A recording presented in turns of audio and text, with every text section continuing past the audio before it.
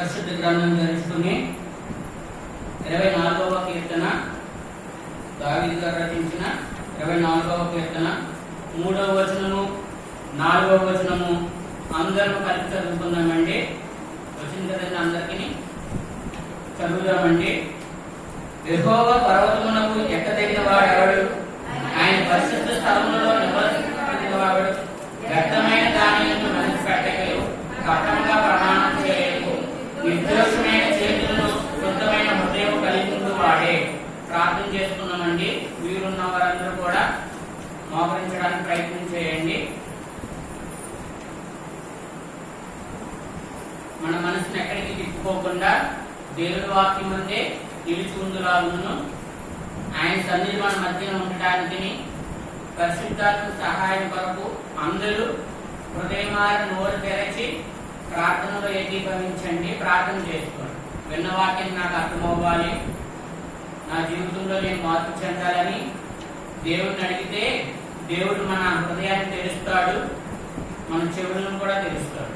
కనుక ప్రార్థన చేసుకుందామండి. పరలోకమందున్న మా తండ్రి, మమ్మల్ని ఎంతగానో ప్రేమించిన మా ప్రభువా, గడిచిన కాలమంతా కాచి కాపాడి సజీవ లెక్కల్లో ఉంచి ప్రభువా, ఇదిగోనైనా ఈ గురువారం నాడు ఈ మందిరంలో బైబిల్ స్టడీకి ఆధారం ఇచ్చిన ఈ కృపంతటిని బట్టి హృదయమార కృతజ్ఞతాస్తుతులు చెల్లించుకుంటున్నాం దేవా. మా వీధుల్లో తీసుకొచ్చిన లేఖనాలను బట్టి మీకు వందనాలు. వాటి ద్వారా మేము ఏం నేర్చుకోవాల్సి ఉన్నదో ప్రభువా మాకు నేర్పండి ప్రభువా. మీరే మాతో మాట్లాడండి తండ్రి. మీ పరిశుద్ధాత్మ సహాయం మాకు దయచేయండి.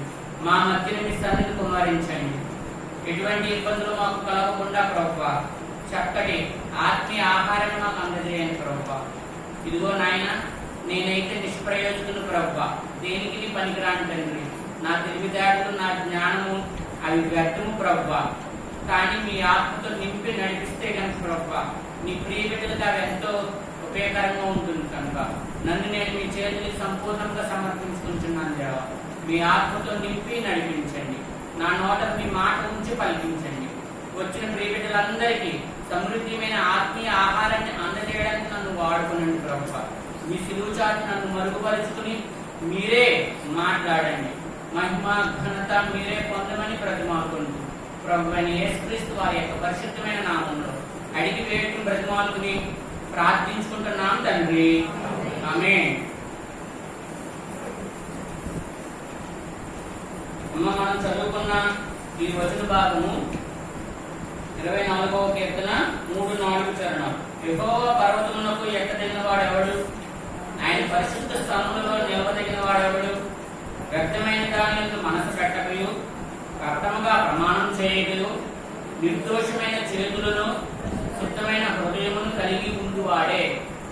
ఈ భాగమును మన ఇమ్మన్ గారు గత నెలలో 12వ తారీఖున ఈ భాగాన్ని తీసుకున్నారు. మనందరి యొక్క నిరీక్షణ ఆయనతో నివసించాలి పరలోక రాజ్యంలో కదండి. ఆయన పరిశుద్ధ స్థలములలో నిలవదగిన వాడి అవడు మొదటి ప్రశ్న. దానికి జవాబుగా చెబుతున్న విషయము, వ్యర్థమైన దాని యందు మనసు పెట్టకయును, కపటముగా ప్రమాణం చేయకయును, నిర్దోషమైన చేతులను శుద్ధమైన హృదయము కలిగి ఉన్నవాడు. ఈ లక్షణాలు కలిగి ఉన్నవాళ్ళు ఆయనతో కలిసి జీవిస్తారట పరిశుద్ధ స్థలంలో. అందులో మొదటి భాగము వ్యర్థమైన దాని యందు మనస్సు పెట్టండి. ఏంటి వ్యర్థాలు అనే విషయాలు చెప్పుకుంటూ వస్తున్నారు. 7 వ్యర్థాలు కలవని చెప్పారు. ఏంటంటే అవి, మొదటిది మనుషుల సహాయము వ్యర్థము. రెండవది నరుడి యొక్క ఆలోచనలు వ్యర్థము. మూడవది నరుడి యొక్క ప్రయాస వ్యర్థము. నాలుగవది సౌందర్యము వ్యర్థము. అందము మోసకరము, సౌందర్యము వ్యర్థము. ఐదవది ఇది పెద్ద కదా. 7 అంశముల ముందే రాసేసుకున్నాం మనం. దేవుని చిత్తమైతే 7 అంశముల గురించి మనము ఒక్కొక్క వారం ఒక్కొక్కటి నేర్చుకుంటే వెళ్దామని అన్నారు కదండి. 4 అయిపోయింది. మరి 5వది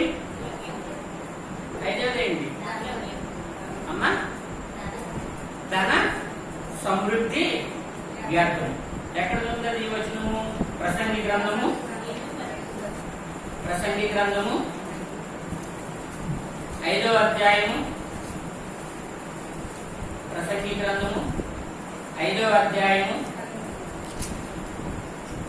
10వ వచనం చదవండి. ద్రవ్యమును అపేక్షించువాడు ద్రవ్యము చేత తృప్తి నందడు. ధన సమృద్ధిని అపేక్షించువాడు దాని చేత తృప్తి నందడు. ఇదియు వ్యర్థమే. 7 వ్యర్థాల గురించి నేర్చుకుంటా వెళ్తున్నాం. ఈ రోజు 5వ వ్యర్థము. ఈ వ్యర్థమైన దాని మీద మనసు పెట్టకూడదు. మన మూలవచనం ఏంటి? ఆయన పరిశుద్ధ స్థలంలో మనము కూడా నివసించాలి. సో మనుషుల సహాయం కోరుకోవడం వ్యర్థం. దేవుణ్ణి ఆశ్రయించాలి. నరుగా ఆశ్రయించుట కంటే యెహోవాను ఆశ్రయించుట మేలు కనుక ఆయన సహాయం కొరకు మనం చూడాలి. అలాగే నరుడి యొక్క ఆలోచన మన ఆలోచన పెట్టుకోకూడదు. దేవుని యొక్క తలంపుడు బట్టే వెళ్ళాలి.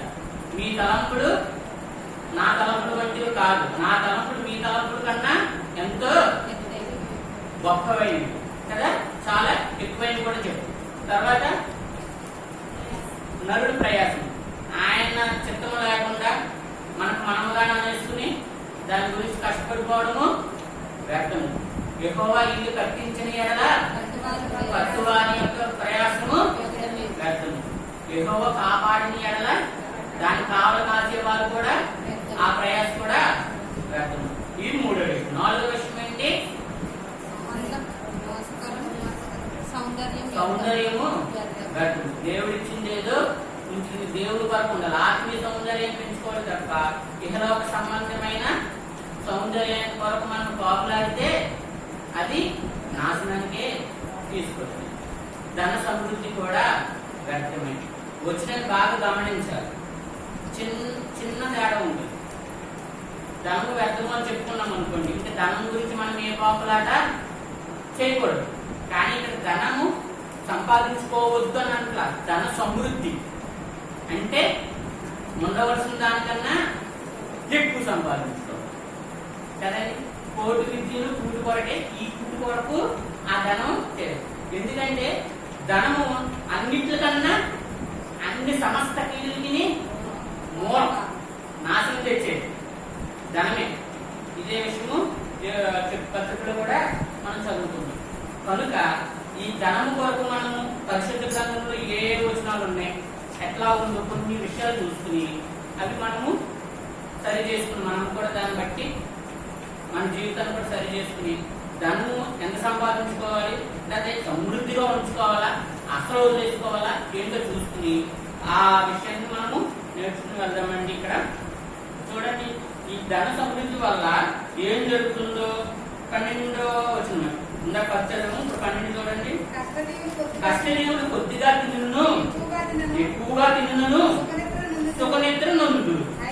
అయితే ఐశ్వర్యవంతులకు తమ ధన సమృద్ధి చేత నిద్ర పట్టదట. మనమేమో ఏం లేకపోతే గాలి ఫ్యాన్ అవుతుంది, ఏసీ లేదు, ఇలా బాధపడతాం. ఒక్కొక్కసారి అన్ని ఉన్నా మంచం ఎక్కినాడికి నిద్ర మంచి పొరపాటు కొరకు వేసుకుని బిసి ఏసీ పెట్టుకుని ఫుల్గా పడుకున్నా సరే వాళ్ళకి నిద్ర రాదు. ఎవడొచ్చేస్తాడు?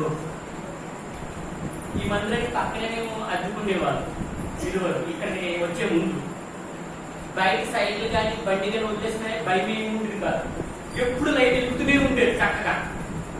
ఎవరో ఒకరు తెల్లవారు డ్యూటీ చేసేవారు, పడుకునేవారు కాదండి. ఎప్పుడు లేచి చూసినా సరే నేను ఎవరో ఒకరు ఆ టైంలో వేసి దెయ్యంలా ఉంటే కూడా రాదు. ఒకరి తర్వాత ఒకరు డ్యూటీ అయింది. అంటే ఎవడొచ్చేస్తాడు? బండి తాళం మర్చిపోయినా, సైకిల్ తాళం మర్చిపోయినా ఏ భయం హ్యాపీగా పడుకునేవాడు. ఆ కాపాడాల్సి. సో కొద్దిగా తిన్నా, ఎక్కువగా తిన్నా కష్టజీవి మాత్రము సుఖముగా పడుకుంటాడు.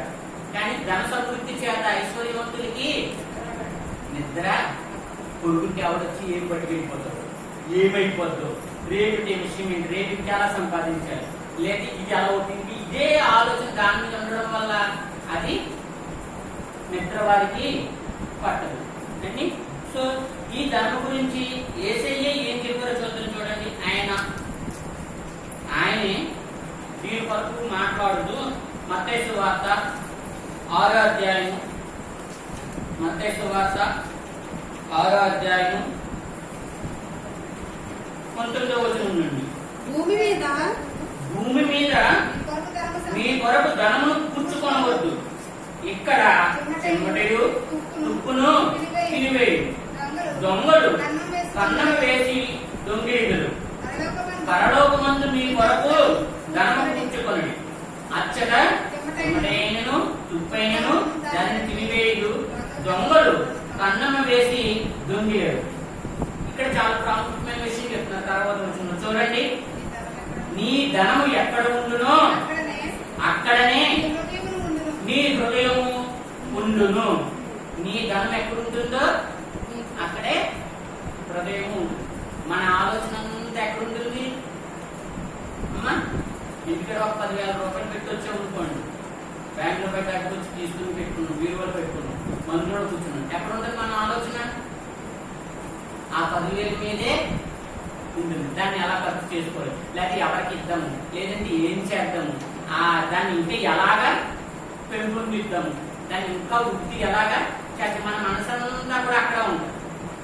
లేదు ఆ ధనము ఇంట్లోనే పెట్టుకుని మనం ఎక్కడికైనా బయటకు వెళ్ళామనుకోండి, తాను కట్టేసేనా, లాగి చూసేనా, బాబు అయితే ఎవరైనా ఊరిపోతేమో, పిల్లలు తలుపు తీసుకెళ్ళిపోతే ఎవరొకరు వచ్చేస్తారేమో, ఇదంతా ఆలోచన అంతా ఇంకా అక్కడే ఉంటుంది అమ్మా. అందుకే నేను చూడండి, దేవుడును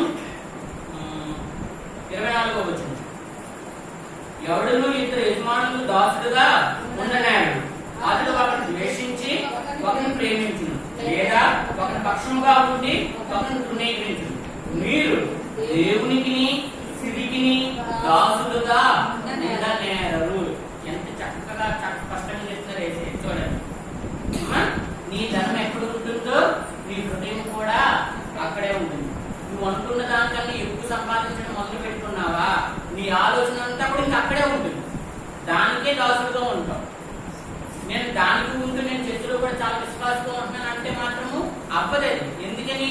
ఒకడు ఇద్దరికి దాసుడుగా ఉండనేరడు కదండి. సో దేవునికైతే దేవుని దాసుడుగా ఉండరు, లేదా స్త్రీకైతే స్త్రీకి ఉండరు. ఈ రెండింటికి కలిపి ఒక దాసుడు ఉండరు అని దేవుడే చెప్తున్నాడు. ఇంకా ఈ ధనము, ఈ ఆస్తి వలన ఏమొస్తుందో చూడండి. ప్రసంగి గ్రంథము 5వ అధ్యాయం 13వ వచనం. ప్రసంగి గ్రంథము 5వ అధ్యాయం 13వ వచనం. సూర్యుని క్రింద మనసుకు ఆయస్కరమైనది ఒకటి జరుగుట నేను చూచి తిని, అదేదనగా ఆస్తి గలవాడు తన ఆస్తిని దాచిపెట్టుకుని తనకు నాశనము తెప్పించుకొనును. ఏం చేస్తారట? ఆస్తిని దాచుకుని తనకి నాశనము. ఆస్తి దాచుకోవడం వల్ల నాశనం వస్తుంది. అదేంటంటే అలా అంటారు? మరి సంపాదించుకున్న దాంట్లో భవిష్యత్తు గురించి కొంచెమైనా దాచుకోవాలి కదా. మరి దాచుకున్న దాన్ని ఏమో ఇక్కడేమో దేవుడే వాక్యం ఇలా చెప్తుంది. అయితే మేము దాచుకోవద్దా? అవసరానికి తగిన విధంగా దాచుకోండి, అంతకు మించి దాచుకో. చట్టపరంగా కూడా అది ఇబ్బందికరమైన. సో ఎక్కువ దాచిపెట్టినప్పుడు చట్టపరంగా ఆ ఇన్కమ్ ట్యాక్స్ చూపించకుండా దాచుతారు. దానివల్ల ఎప్పుడు అతనికి అది ప్రమాదకరమే. గోల్డ్ అనే విషయాలు అది ప్రాణం మీదకి వస్తుంది చేటు, తర్వాత ఎన్నో ఇబ్బందుల పాలు చేస్తుంది. ఇటీవల కాలంలో ఒక యవ్వన యంగ్స్టర్ బాలీవుడ్ లో హిందీ యాక్టర్ ఒక ఆయన సూసైడ్ చేసుకుని చనిపోయాడు. సుమారు 30 సంవత్సరాల వయసు ఉంటుందంటే. సుశాంత్ రాజ్పూత్ సింగ్ ఎంత ధనవంతుడంటే చంద్రమండలంలో ఫ్లాట్ కొనుక్కున్నాడు. అక్కడ ఇల్లు కొట్టుకుంటాకి స్థలం కొనుక్కున్నాడు. ఎక్కడ? చంద్రమండలంలో చంద్రుడి మీద కొనుక్కున్నాడు స్థలం. అంత ధనవంతుడు. ఏ కారణం వల్ల మొత్తానికి అతను ఆత్మహత్య చేసుకున్నాడు. ఇప్పుడు ఆ కేసు అంతా కూడా డబ్బు వైపు నడుస్తుంది. అక్రమార్జన, ఈడీ, ఇన్కమ్ ట్యాక్స్ కట్టకుండా ఉన్న విషయాలు, లేకపోతే ఇవన్నీ ట్రాన్సాక్షన్ రాలేదని అతని యొక్క స్నేహితుడు గర్ల్ ఫ్రెండ్ మీద ఇదంతా ఇంకా ఊపిరి తిరుగుతూనే ఉంది. రోజుకొచ్చి ఒక్కొక్క విషయం బయటకు వస్తూనే ఉంది. చనిపోయినా సరే అది మాత్రము అతనికి పోవట్లేదు. అది పరిస్థితి. సో ఎక్కువగా ఆ ఆస్తి ఏంటి చదువును అదేదానికి ఆస్తి కలవాడు తన ఆస్తిని దాచిపెట్టుకుని తనకు నాశనము తెప్పించుకున్నాడు. తన యొక్క డబ్బుల నుంచి తన ఉంచుకున్న తనతో ఉన్న స్నేహితురాలకి ట్రాన్సాక్షన్ చేశాడు, లావాదేవీలు చేశాడు మాట.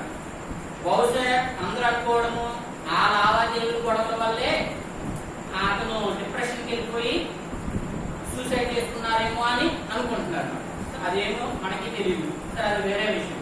కనుక ధనమును ఎక్కువగా దాచిపెట్టుకోవడం వల్ల, ఆస్తిని ఎక్కువగా దాచిపెట్టుకునేవాడు వల్ల చివరికి ఏం తెచ్చుకుంటాడు?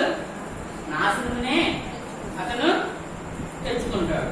చూడండి ఇంకా ఈ ధనం గురించి బైబిల్ గ్రంథం ఏమేమి చెబుతుందో. కీర్తన 39వ కీర్తన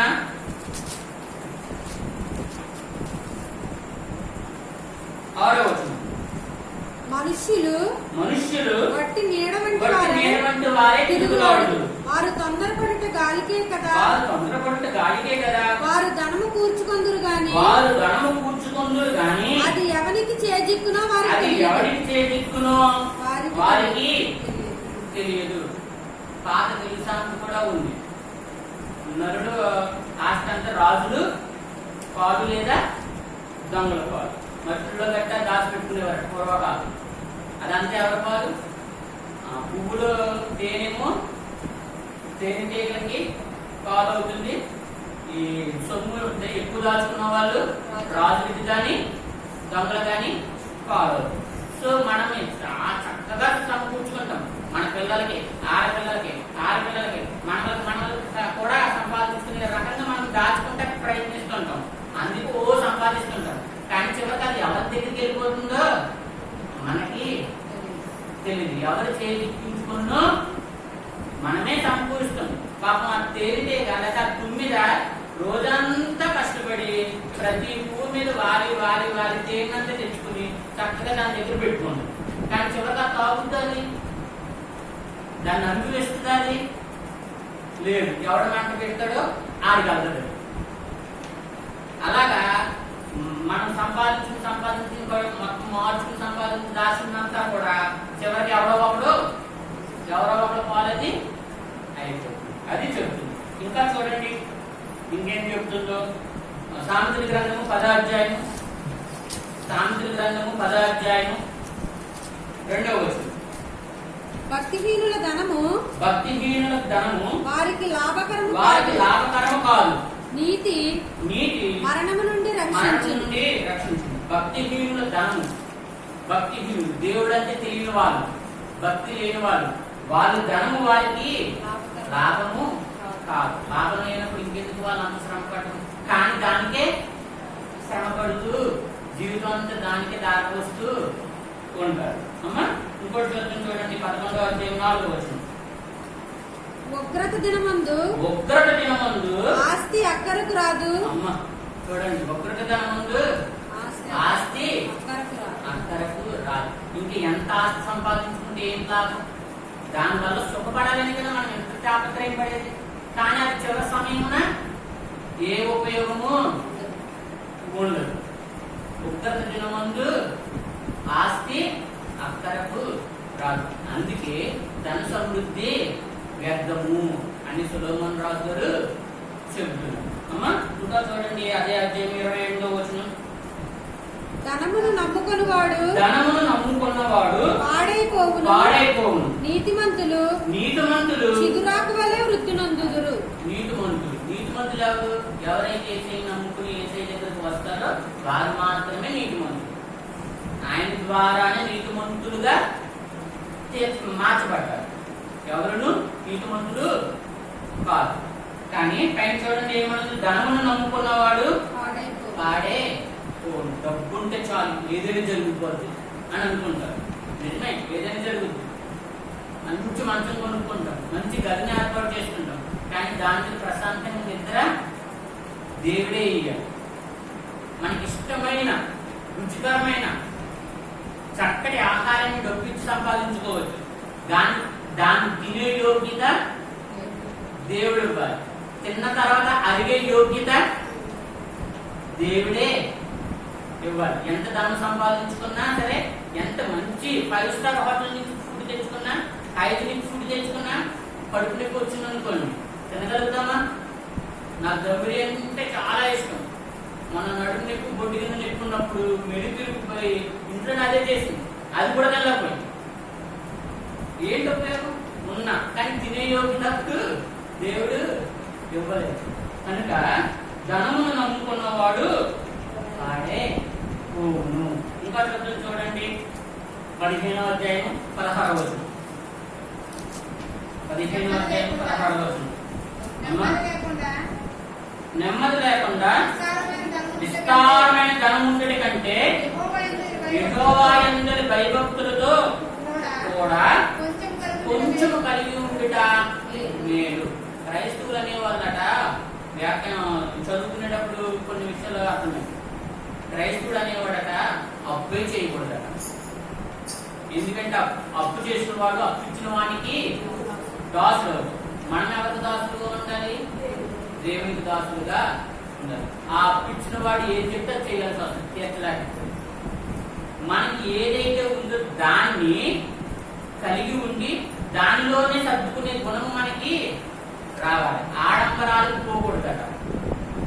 చాలా మంది కనపడిన వాళ్ళందరి దగ్గర అప్పు చేయడానికి ప్రయత్నం చేస్తుంటారు, ఏదో కారణాలు చెప్తూ ఉంటారు. మన దేవుడు మనల్ని తలగా ఉంచుతానన్నాడు కానీ తోకగా ఉంచునన్నాడు. మనం వెళ్ళి అప్పు అడుగుతున్నాం అనుకోండి, దేవుడికి శిక్ష అవుతుంది. సో కొంచెం ఆలోచించండి, దేవుడిని అడగండి. మనము అంతకుముందు అదే కదా నేర్చుకున్న మనుషుల సహాయం వ్యర్థము, నరుల ఆలోచన వ్యర్థము, నరులను ఆశ్రయించడం కంటే యెహోవానాదు. నాకు ఈ కొలువు ఉంది, నాకు ఈ అక్కర్లు ఉంది, దేవుడిని అడిగితే దేవుడే మనకి సహాయం చేస్తాడు. దేవుడే దాని నుంచి మనకి తప్పిస్తాడు. మనం దేవుడిని మానేసి అందరినీ ప్రయత్నం చేయడం మొదలు పెడతాం. చివరికి అన్న ఏమన్నా ఎక్కడ ఇబ్బంది దొరకట్లేదు, చాలా ఇబ్బంది అయిపోతుంది, ప్రార్థన చేయాలి, అప్పుడు చివరికి వస్తుంది. కానీ అదేది ముందే మనము ఉండాలి. నెమ్మది లేకుండా విస్తారమైన ధనం ఉండటి కంటే యెహోవా యందు భయభక్తులతో కూడా కొంచెం కలిగి ఉండిన ఎంతో అది మేలట. 21వ అధ్యాయం 6వ వచనం. 21:6.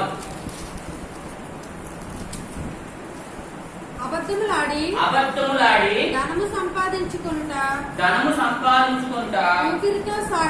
ఊపిరితో సాటి దానిని కోరువారు మరణమును కోరుదురు. అబద్ధములాడి ధనము సంపాదించడం కంటే అలా సంపాదించుకుంటే అది మరణాన్ని కోరుకున్నాను. ఎంతమంది అబద్ధాలు చెబుతూ, లేని కోరిక కట్టిపెట్టి చెప్తూ, వాళ్ళ దగ్గర వీళ్ళ దగ్గర చెప్తూ మనము మన పక్కాన్ని గడుపుకుంటూ ముందుకు వెళ్ళిపోతూ ఉంటారు కదండి. అందుకే బైబిల్ వాక్యం చదివిస్తుంది ఏమని? అబద్ధములాడి ధనము సంపాదించుట ఊపిరితో సాటి. ఊపిరి తీసుకుంటూ పోతుంది. దానికి ఊపిలేసిన ఊపిరికి మళ్ళా వస్తుందా? దానిని కోరువారు మరణమును కోరుకుందరు. 28వ అధ్యాయం 6వ వచనం. 28:6. వంచకుడై ధనము సంపాదించిన వాని కంటే యథార్థముగా ప్రవర్తించు దరిద్రుడు వాసి. వంచుకుడే అంటే మాయ ఓరాటం చేయడం, అంటే చేయవలసిన పని చేయకుండా వేరేవి చేయడం, లంచం పుచ్చుకుని ఉద్యోగాన్ని సరిగా నిర్వర్తించకపోవడం. అలా సంపాదించుకున్న ఆస్తిపరుడు కన్నా యథార్థముగా ప్రవర్తించేవాడు దరిద్రుడు, ఏమీ లేనివాడు, ఏ అవసరతని తీర్చుకోలేనివాడు. మంచివాడు, వాడే గొప్పవాడు. వీడికన్నా వీడు ఎన్ని కాళ్ళు ముద్దులు సంపాదించుకున్నా, బయట ఎంత పేరు తెచ్చుకున్నా, ఒక్కసారి అది బయటపడేసరికి ఎంత ఇన్కమ్ ట్యాక్స్ రైట్ జరుగుతుందని కానీ లేకపోతే ఏసీబీ దాడి జరుగుతుందని తెలిసి చాలా మంది ఆత్మహత్య చేసేసుకున్న వారు ఉన్నారు. అంత సంపాదించినంత సేపు అని చాలా పొగుడుతుంటారు. వాడి దగ్గర మళ్ళీ వాడిని ఒకసారి టీవీలో కనబడుతున్నారు అనుకోండి, ₹1,00,00,000 లంచం తీసుకుంటూ దొరికిపోయినా ఉద్యోగం. ఆడి పరిస్థితి, ఆడి కుటుంబ సభ్యుల పరిస్థితి ఎలా ఉంటుందో ఆలోచించండి. అదే వాక్యం చెప్తుంది, వంచుకుడే ధనం సంపాదించుకున్న వాడి కంటే యథార్థంగా ప్రవర్తించిన వాడు దరిద్రుడైన వాడే గొప్పవాడు, వాడే వాసి. అమ్మా చూడండి, ఈ ధనం కూర్చుకున్న వాళ్ళు చివరికి ఏమైపోతారో జెఫన్యా గ్రంథము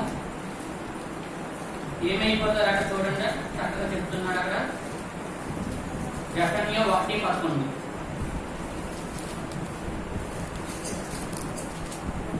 కనానీయులందరూ నాశనమైంది, ద్రవ్యం సమకూర్చుకునే వారందరూ నిర్మూలము చేయబడి, ద్రవ్యమును సమకూర్చుకున్న వారందరూ నిర్మూలము. కనుక ధన సమృద్ధి ఏంటి? వ్యర్థం. దాని జోలికి మనకు కావలసినంత మట్టికి దేవుడు ఇస్తాడు, దానితోనే మనం గుర్తుపడి మనం ముందుకు సాగాలి. కానీ దానికన్నా ఎక్కువగా మనము ఆశపడితే ఇవన్నీ మనకి ఎదురైతూనే వస్తుంది కదండి. ఎందుకంటే తిమోతికి రాసిన మొదటి పత్రిక 6:10 చెప్తున్నాడు పౌలు గారు, ధనాపేక్ష సమస్తమైన కీడులకు మూలం. 1 తిమోతి 6:10. ఎందుకనగా ధనాపేక్ష సమస్తమైన కీడులకు మూలము. మూలం. కొందరు దానిని ఆశించి విశ్వాసము నుండి తొలగిపోయి నానా బాధలతో తమను తామే పొడుచుకుని సూసైడ్ చేసుకోవడం అన్నమాట. వాళ్ళ మరణాన్ని వాళ్ళే తెచ్చుకున్నారు. దేని గురించి? ధనాన్ని సంపాదిస్తున్నారు. ఎందుకని? ఈ ధనాపేక్షే సమస్త కీడులకు. ధనము సంపాదించాలి, అది దేవుడిచ్చిన కార్యం. నీ కష్టార్జితాన్ని నువ్వు అనుభవించు, కష్టపడి జీవించని దేవుడు చెప్పాడు, వదిలిపెట్టమన్నది. కానీ ధనాపేక్ష, దాని ఉందే ఆపేక్ష, కోరిక కలిగి ఉండడం. ఇంకా డబ్బే సంపాదించాలి, అన్ని సంపాదించి దాని వరకు డబ్బు చూసుకోవాలి. ఇంకా మనసు ఏదైనా సరే డబ్బు ఇస్తే చాలా నేను ఆ పని చేసేస్తానండి అంటూ ఉంటారు కొంతమంది. లేదా పక్క వాళ్ళు అంటారు, ఆయన డబ్బులు ఇస్తే చాలండి ఏదైనా సరే చేసేస్తాడండి, ఒంతుల నుంచి దూకేమన్నా దూకేస్తాడండి. అక్కడ ఆయన డబ్బులు కావాలి, డబ్బు మనిషి అండి బాబు అని చెప్తూ ఉంటారు. ధనాపేక్ష సమస్త కీడులకు మూలము. కొందరు దాన్ని ఆశించి విశ్వాసం నుండి తొలగిపోయి నానా బాధలతో తమ్మును తామే పొడుచుకునేది. అమ్మా ఫిబ్రవరికి రాసిన పత్రిక చాలు. సో ఈ ధనం వల్ల ఏమేమి నష్టాలు ఉంటాయో ఇవి మనము చూసాం కదండి. అందుకే సొలొమోను రాజు ఏం చెప్తున్నాడు? ధన సమృద్ధి వ్యర్థము. ఇవన్నీ వాక్యం తెలుపుతుంది కాబట్టి, ఆయన జ్ఞానవంతుడు కాబట్టి ముందుగా చెబుతున్నాడు. ఏమని? ధన సమృద్ధి వ్యర్థం. ధనాన్ని సంపాదించుకుంటే ఏ నష్టాలు కలుగుతాయో, వాళ్ళ పరిస్థితి ఏమవుతుందో చూసాం. అటువంటి వాళ్ళు ఎవరైనా ఉన్నారా? ధనాపేక్షకు పోయి వాళ్ళు కీడు తెచ్చుకున్నవాళ్ళు బైబిల్లో ఉన్నారమ్మా? ఎవరు? గ్యారేజీ. Very good. ఎక్కడ ఉంటాడు గ్యారేజీ గారు? అమ్మా గ్యారేజీ ఒకళ్ళలో ఉన్నారు. బైబిల్ అంతర్జులను ధనాపేక్షకు పోయి ఇంకెవరు లేరా అమ్మా?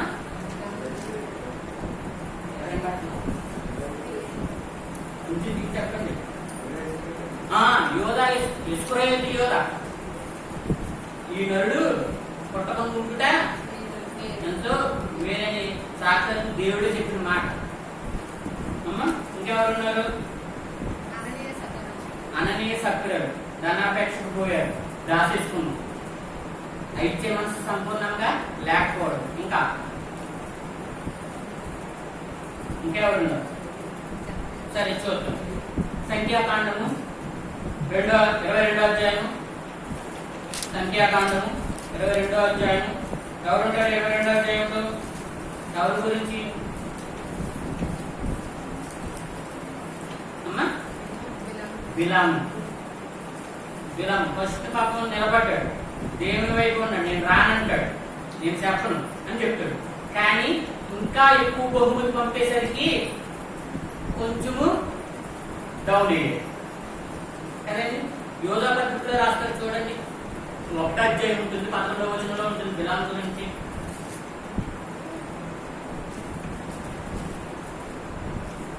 యోధా రాసిన పత్రిక 11వ వచనం. అయ్యో వారికి శ్రమ, వారి కయ్యను నడిచిన మార్గంలో నడిచింది, బహుమానం పొందవలనని బిలాము నడిచిన తప్పు త్రోవలో ఆతురతముగా పరిగెత్తిరి. తప్పు త్రోవలో ఆతురముగా ఎవరట? బిలామట. దేని గురించి ఆశపడి? బహుమానం అంటే సంపాదన, ఆస్తి సంపాదించుకుందాం, లేకపోతే ద్రవ్యములు సంపాదించుకుందాం, లేకపోతే బహుమానాలు సంపాదించుకుందాం. దీనికి ఆశపడి ప్రవక్త, ఎటువంటి ప్రవక్త అయినా ఆయన ఎవరినైతే ఆశీర్వదిస్తాడో వాళ్ళు ఆశీర్వదించబడతారు, ఎవరినైతే శపిస్తాడో వాళ్ళు శపిస్తపడతారు. అంటే ఆయన ఏదంటే జరుగుద్ది. అటువంటి ప్రవక్త ముందు అలా రాయబడి చివరిలో ఎలా వచ్చింది?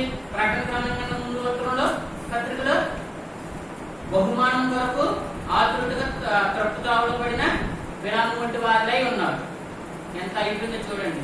సార్ ఈ 22వ అధ్యాయం చదివేటప్పుడు ఒకసారి డౌట్ వస్తుంటది. బిలాము వెళ్ళమన్నాడు, వాళ్ళు వచ్చారు, సరే తర్వాత దేవుడే వెళ్ళమన్నాడు, దేవుడే చెప్పమన్నాడు, చెప్పాడు కదా, మళ్ళీ ఈ వచ్చిన ఎందుకు ఇలా రాయబడి ఉన్నది? చూడండి, అలా ఆలోచిస్తుంటే నాకు వచ్చిన ఆలోచన, నాకు అనిపించింది 19వ వచనం, 22వ అధ్యాయం 19వ వచనం. సంఖ్యాకాండము 22:19. కాబట్టి మీరు దయచేసి ఈ రాత్రి ఇక్కడ ఉండి. ఇది రెండోసారి జరుగుతున్న సందర్భం. మొదటిసారి వచ్చారు, నేను చెప్పను, నేను రాను, వెళ్ళిపోండి అన్నాడు. దేవుడిని అడిగాడు, నువ్వు వెళ్ళద్రాక ఆదని చెప్పాడు. ఓకే అయిపోయిన తర్వాత వాళ్ళతో చెప్పేశారు, వెళ్ళిపోయారు.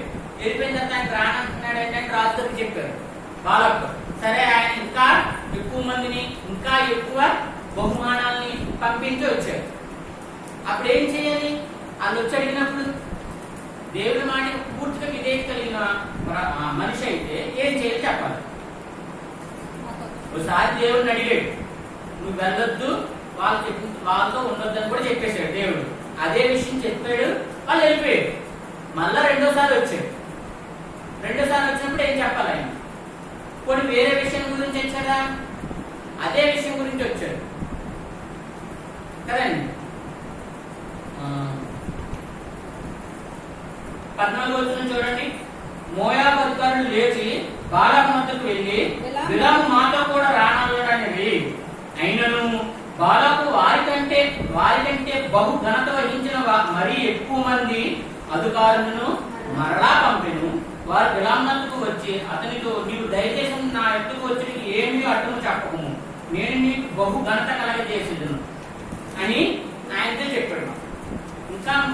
ఇంకా పెద్ద పెద్ద అధికారులు ఇంకా ఎక్కువ బహుమానం కల్పించాడు. అయ్యే దేవుడు మీతో వద్దన్నాడు, మీ దగ్గరికి వెళ్ళొద్దన్నాడు, నన్ను వదిలేయండి, ఆల్రెడీ మీకు చెప్పాను కదా, నేను దాని మాట జవదాటను అని చెప్పేసి వదిలేయాడు. కానీ ఏమంటున్నాడు ఆయన? అమ్మా దయచేసి ఈ రాత్రికి ఇక్కడ ఉండండి, నేను ఈ రాత్రి మళ్ళీ ప్రార్థన చేసి దేవుడు ఏం చెప్తాడో పొద్దున్న చెప్తాడు. అంటే ఆశ ఏముంది లోపల? అది మాట.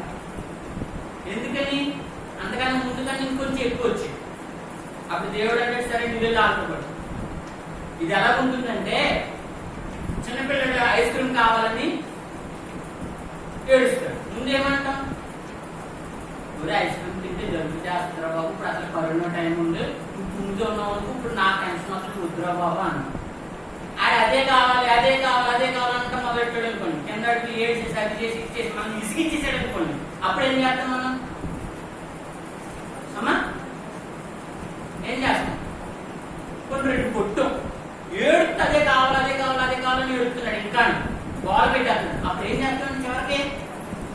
ఆ ఐస్ క్రీమ్ తింటే జలుబు చేస్తుంది, జ్వరం వస్తుంది, బయట పరిస్థితులు పోలేదు, ఇప్పుడు మొత్తం అందరూ మళ్ళా వేరే వస్తారు, ఈ గొడవ మళ్ళీ ఎక్కడ తిరగాలో తెలియదు, ఇవన్నీ మనకు తెలుసు. అదే విషయం ఆయనకి చెప్పాము, ఆయన వాడు వినట్లేదు. ఏడు చేసి నాన్న ఆయన హింస చేసేస్తాడు. చివరికి ఏం చేస్తాడు చెప్పండి? ఆ ఐస్ క్రీమ్ దొరికినా సరే సరే పంపించుకోరా బాబు, వెళ్ళి తెచ్చుకోరా బాబు, వీడు వెళ్ళిదాకా ఆడాలి అక్కడ కంట కొడుతూనే ఉంటాడు బయట కదా. అది పరిస్థితి మేడం. వద్దన్నాడు, ఓకే ఇంక వద్దన్నాడు బాబు, నేను మీ దగ్గరికి రాను, మీరు అడగండి, దేవుడు నాకు పర్మిషన్ ఇవ్వలేదు, అనుమతి ఇవ్వలేదు, మీరు వెళ్ళిపోండి ఆయన. వాళ్ళు వచ్చిన వెంటనే చెప్పేశారు అనుకోండి. ఈ బిలాము గురించి యోధా పత్రికలో ఆ విధంగా రాయబడి ఉండదు. కానీ ఏమంటున్నారు? ఈ రాత్రికి ఇక్కడ ఉండండి, మళ్ళీ నేను ప్రార్థన చేస్తాను, దేవుడు అమ్మంటాడు చూద్దాం, నాకు ఏం చెప్తుందో చూద్దాం అని బిలాము పదే అదే విషయం వరకు చేస్తా వచ్చాడు. అదే ఆయన చేసిన అమ్మా. తర్వాత గ్యారెంటీ 2వ రాజుల గ్రంథము 5వ అధ్యాయం. 2వ రాజుల గ్రంథము 5వ అధ్యాయం 20వ వచనం నుండి. అంతటి దైవజనుడైన ఎలీషాకు 2వ రాజుల గ్రంథము 5వ అధ్యాయము 20వ వచనం నుంచి గేహజీ సిరియనుడైన ఈ నయమాను తీసుకువచ్చిన వాటిని అంగీకరించుటకు నా యజమానికి మనస్సు లేకపోయిన గాని యెహోవా జీవముతోడు నేను పరిగెత్తుకుని పోయి అతను కలుసుకొని అతని యొక్క ఏదైనా తీసుకుందును అని ఆశపడ్డాడు. అతని యొక్క ఏదైనా తీసుకుందామని ఆశపడ్డాడు కదండి. చివరికి ఏమైంది మనందరూ తెలుస్తుంది కాబట్టి ఇంకా ముందుకు వెళ్ళిపోతుంది. నయమాన్ని విడిచిపెట్టిన కుష్ఠరోగము తీసుకున్నాడు. దేని తీసుకున్నాను వెళ్ళాడు? ఏదైనా బహుమానము, కానుకలు, ధనాపేక్ష కలిగి వెళ్ళాడు. కానీ చివరికి ఏమొచ్చింది? అదే ఇంతకు ముందు చదువుకున్నాం కదండి, ధనాపేక్ష సమస్త కీడులకు మూలము. లేదంటే మోసకరంగా ధనం సంపాదించే వాడి కంటే యథార్థంగా ప్రవర్తించిన దరిద్రుడు వాసి. ఇది మాట వాటికి సంబంధించిన విషయాలు. సో మోసం మోసం ఏముంది ఇందులో? వెళ్ళి అయ్యి ఇందాక మర్చిపోయారండి మా గురువు గారు, కొంచెం ఏదైనా ఉంటే ఒక 2 బట్టలు కానీ కొంచెం ధనం కానీ ఏమన్నా ఎవరి పేరు చెప్పుకున్నాడు? మోసకరంగా సంపాదించాడు. ధనమును మోసకరంగా సంపాదించుకున్న వాడికంటే యథార్థవంతుడిగా ఉన్న దరిద్రుడు వాసి. మంచి ప్రవక్త దగ్గర ఉన్నాడు, ఆయన లోతుందా కొన్ని ఏది వచ్చినా ఆ గురువు గారే చూసుకోండి. ఈయనకి అదే సమస్త కీడులకు మూలం. ధనాపేక్ష దాన్ని కొంతమంది ఆశించి తమను తామే కీడు చేసుకున్నారు. ఆ వచనాలకి ఇక్కడ క్లియర్ గా మనకి తెలుస్తుంది కదండి. ఇంకా లోకాసు వార్త 15వ అధ్యాయము. ఇంకెవరు ధనాపేక్ష గురించి ధనమును వృద్ధి చేసుకున్నాం, సమృద్ధిగా పెంచుకున్నామని ఆశపడి నష్టపోయిన వాళ్ళు, ధన సమృద్ధికి ఆశపడి నష్టపోయిన వారు.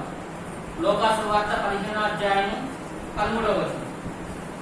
కొన్ని దినములైన తరువాత ఆ చిన్న కుమారుడు సమస్తమును కూర్చుకొని దూరదేశమునకు ప్రయాణమైపోయి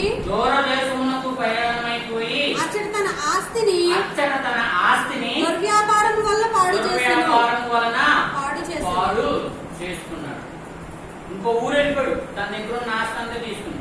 అంతకు ముందు 5వ వచనంలో ఉంటాడు చూడండి, 12వ వచనం. వారిలో చిన్నవాడు తండ్రి ఆస్తులు నాకు వచ్చి కాదుమని తన తండ్రిని అడుగగా అతను వారి ఆస్తిని పంచి పెట్టాడు. నా ఆస్తి నాకు ఇచ్చే, నేను వెళ్ళి దాన్ని వ్యాపారం చేసి డబల్ చేస్తాను, డబల్ ట్రిపుల్ చేస్తాను, ట్రిపుల్ 500 చేస్తాను, చూసుకుని ఇంక ఇక్కడ ఎలాగో అంటావు అని ఇష్టానుసారంగా మాట్లాడుకుని తన ఆస్తిని పట్టుకుని వెళ్ళిపోయి వ్యాపారం చేస్తాడు. దుర్వ్యాపారం. సరే ఏదో ఒక వ్యాపారం ఎందుకు చేస్తారండి అమ్మా? ప్రజాసేవ చేస్తారా అమ్మా? ధనాపేక్ష, ధనమును సంపాదించడం కొరకు.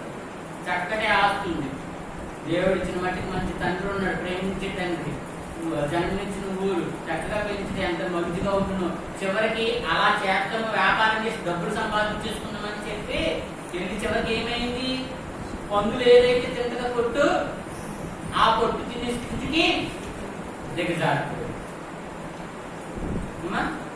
ధనము కావలసిన దానికన్నా ఎక్కువ వరకు పాపులాడితే చివరి గతి ఆ విధంగా ఉంది. ఇంకా తప్పిపోయిన కుమారుడికి చివరి అవకాశం దేవుడు ఇచ్చాడు, సద్వినియోగం చేసుకున్నాడు. మనం ఆయన మంచి తిరిగిదాట, తప్పిపోయిన కుమారుడు కన్నా అది తిరిగిదాట కదా మనకి. ఆ అవకాశాన్ని కూడా మనము ఉపయోగించుకోవాలి. కనుక ధనము సమృద్ధి వ్యర్థమే. మనం ధనాన్ని కావలసిన మట్టికి, దేవుడు ఇచ్చిన మట్టికి మనకి ఎంత అవసరమో అంతవరకే ఉండాలి. అంతకన్నా ఎక్కువ కొరకు మనం పోకలాడామా అది మనకి నాశనమే తెచ్చిపెడుతుంది. అమ్మా ఇంకొకటి చూద్దాం, చూడండి. మత్తయి సువార్త 19వ అధ్యాయం, మత్తయి సువార్త 19వ అధ్యాయం 21వ వచనం. ఇక్కడ ధనవంతుడు ఉన్నాడట. అందుకు యేసు నీవు పరిపూర్ణుడవగుటకు కోరిన ఎడల పోయి నీ ఆస్తిని అమ్మి పేదలకిమ్ము, అప్పుడు పరలోకమందు నీకు ధనము కలుగును. నీవు వచ్చి నన్ను వెంబడించుమని అతనితో చెప్పాను. అయితే ఆ యవనుడు మిగుల ఆస్తి గలవాడు కనుక ఆ మాట విని వ్యసనపడుచు వెళ్ళిపోయాడు. సాక్షాత్తు యేసుక్రీస్తు ప్రభువే చెప్పారు, అక్కడ ఇలా చెయ్యి, ఇలా చేస్తే నీకు దొరుకుతుంది, నువ్వు రా నా దగ్గర కంటే అతను అబ్బాయి నేను ఆ ధనాన్నే సంపాదించుకోవాలి, నా ఆస్తిని ఇంకా ఎక్కువ. ఎంత చక్కటి అవకాశాన్ని, దేవుడి చేత వచ్చిన అవకాశాన్ని విడిచిపెట్టుకుని వెళ్ళిపోయాడు. వ్యసన పడుతూ వెళ్ళిపోయాడు. అంతకు ముందు వచ్చి చాలా గొప్పగా చెప్పాడు, చిన్ననాటి నుంచి నేను అందుకొనుదు అన్ని ఆజ్ఞలను చక్కగా చేస్తున్నాను, ఇప్పుడు నేను పరిపూర్ణ అయిపోయినా ఇంకేమైనా చెయ్యాలా అని అడిగాడు. చాలా ధైర్యం అందరూ. అప్పుడు ఏసీ చెప్పారు, అబ్బాయి నీకు ఒకటి పొరుగుగా ఉంది. ఏం చెయ్యా, నాకు పొరుగు నాకు లేకపోవడం నీకు చాలా ఉన్నది కదా అనుకున్నాను. కానీ నీకు ఎక్కువ ఆస్తి ఉండవలసిన దానికన్నా నీకు ఎక్కువగా ఉంది, నీ మనసంతా దాని మీద ఉంది కనుక దాన్ని పేదలకి పంచిపెట్టే. అది వ్యసనపడుతూ ఆ ఒక్కటి మాత్రం అడక్క, ఇంకోటి ఏదైనా ఇవ్వమనంటే ఇచ్చేస్తారు. నోటి సలహా ఇవ్వమంటే మాత్రము గోల్డ్ ఇచ్చేస్తారు కదండి. తర్వాత అన్నీ సర్పారు, ఇద్దాం అనుకున్నారు పాపం, వెళ్ళారు, అమ్మేశారు. అరే ఇది వెళ్ళిపోతే మళ్ళీ తర్వాత పరిస్థితి ఏంటి? భర్తకి తెలియకుండా భార్య, భార్యకి తెలియకుండా భర్త, ఇద్దరు కొంచెం పెట్టుకున్నారు. చివరికి ఏమైంది? కూడా పేదరన్న అడిగిన వెంటనే అయ్యే నేను కొద్ది ఉంచానయ్యే, ఇది పూర్తిగా కాదు అన్న పర్లేదు, అందులో గొప్ప వచ్చేది మళ్ళా మొత్తం అమ్మేసి మొత్తం తెచ్చేసాను. ఇదే నన్ను మోసగిస్తున్నాను, పరిశుద్ధాత్మని ఎలా మోసగిస్తున్నారు? వెంటనే అక్కడికక్కడ ఆడే పడిపోయి చనిపోయారు. సో ఈ విధంగా ఇంకా ఇంకొక విషయం, ఇంకొక ఆయన చూసుకున్నాం ముగించుకున్నాం. చూడండి, ఇస్కరియోతు యోధ అందరికి తెలిసింది కదండి. యేసుక్రీస్తు ప్రభుని దేని వరకు అప్పగించేశాడు? వెండి 30 ధనము సమకూర్చుకోవడం కొరకు. దేవుడు ఆ ఇస్కరియోతు గురించి చెప్పిన మాట చాలా ఇబ్బందికరమైన మాట. ఈ మనుషులు ఒక నేరకుండా ఉంటేనే వానికి చాలా ఇబ్బందికరమైన. మిగతా శిష్యులందరూ అపసాక్షులుగా చనిపోతే అతను ఒక్కడే ఆత్మహత్య చేసుకుని చనిపోయాడు. చాలా విపరీతండి, చాలా బాగా. ఆయన శిష్యుల్లో ధనం కొరకు ఆశపడి దూరం అయిపోయిన అమ్మా. ఒక వీధిలో పంచాయతీ వాళ్ళు బోర్డు పెట్టారు, ఇక్కడ పిచ్చ కుక్కలు ఉన్నాయి జాగ్రత్త అని. చదువుకున్నాం. అలా సరే మనకు అవసరం ఉంది, అది తప్పదు వెళ్ళాలి అని అనుకుంటే సిద్ధపడుతున్నాం. ఆ వీధిలోంచి ఒక అతను పరిగెత్తుకుంటూ వస్తున్నాం. మనకు తెలిసినది ఏంటి ఇలా పరిగెత్తుకుంటూ వచ్చేస్తున్నాం అని అడిగితే అది అక్కడ పెద్ద పెద్ద కుక్కలు ఉన్నాయి బాబాయ్, పెద్ద పెద్ద పళ్ళు ఉన్నాయి అని చెప్పేసి వెళ్ళిపోయాడు.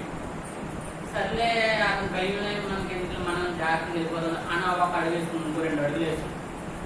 ఆ తర్వాత ఇంకొక అతను తెలిసిన అతనే పెట్టంతా రక్తంగా పరిగెత్తుకుంటా. ఏం జరుగుతుంది అప్పుడు అమ్మా? ఏం జరుగుతుంది చెప్పండి. అక్కడ ఉన్న కుక్కలో అతన్ని కలిసేమని తెలుస్తుందో తెలియదా? ఏమయ్యా ఏంటంటే బాబా అక్కడ కుక్కలు కలిసేసింది, చూడడం పిక్క పట్టు లాగేసింది అని పరిగెత్తుకుంటూ ఇప్పుడు రక్తంతో. ఇప్పుడు మనం ఆ సందులోకి వెళ్తామా మానేస్తాం? అమ్మా చెప్పండి, గట్టిగా చెప్పాలి. నేను నిర్ణయించుకోవట్లేదు ఈ విషయం కూడా వెళ్ళం కదా, అవునా? గుర్తులు కూడా ఎవడైనా వెళ్తాడు. కొన్ని మనం తీసుకున్నాం వచనము ధన సమృద్ధి వ్యర్థము అని తీసుకున్నాం. ధనాన్ని ఎక్కువగా సంపాదించుకుంటే వచ్చే నష్టాలు ఏంటో కూడా చూసాం. అలా ఆ వాక్యం చూసుకున్నాము, దాన్ని అనుభవించిన వాళ్ళు కూడా చూసుకున్నాం. ఎవరెవరు? గేహజీ, తర్వాత బిలాము, తర్వాత తప్పిపోయిన కుమారుడు అననీయ, సప్ఫీరులు, ఇస్కరియోతు, యోధ, యవనస్తుడు, ఇంత మందిని కూడా చూసుకున్నాం. మరి ఇన్ని గమనించుకున్న మనము మళ్ళా ధన సమృద్ధి గురించి అంటే ఎలా ఉంటుంది? మీ ఇష్టం. కనుక సమస్త కీడులకి ధనాపేక్ష సమస్తలకి కీడు. మరి అలా అయితే మొత్తం సంపాదించుకోవడం మానేయమంటారా? ఇహలోక ధనం గురించి కాకుండా దేని కొరకు మనం ప్రయాసపడాలి? పరలోకమందున్న ధనం కొరకు మనము ప్రయాసపడాలి. యేసుక్రీస్తు ప్రభువే చెప్పారు, ఇందాక చదువుకున్నాం ఆవిడ ఏమని? ఇహలోక భూమిలోకంలో ఉన్న ధనముని సంపాదించుకోవడానికి వేగిరపడదు. అది ఇక్కడ చెమటయు తుప్పు పట్టి దొంగిలించబడింది. కానీ పరలోకమందున్న ధనము సంపాదించుకోవడానికి మీరు త్వరపడండి. అక్కడైతే చెమట బట్టలు, తుప్పు బట్టలు ఎవరు దొంగిలించరు. కనుక మన ప్రయాసంతా కూడా భూలోకమైన ధనముల గురించి కాకుండా పరలోక సంబంధమైన ధనముల గురించి మనము ప్రయాసపడాలి. మనం అది మానేసి ఈ రాత్రికాల సమయంలో అంటే మనం ఇక్కడ ఈ లోకంలో ఇహలోక సంబంధమైన వాటి గురించి మనము ఆశపడుతూ, అలాగే ఒక ధనవంతుడు విస్తారమైన సంపద సంపాదించుకుని అతను ప్రాణంతో చెప్పుకుంటున్నాడట. ఏమని? ఎక్కడుంటుంది అమ్మా? చేయాలి.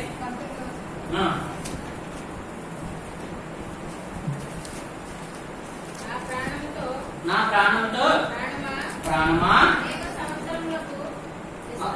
ఎన్నో సంవత్సరములకు విస్తారముగా సమకూర్చబడి ఉన్నది.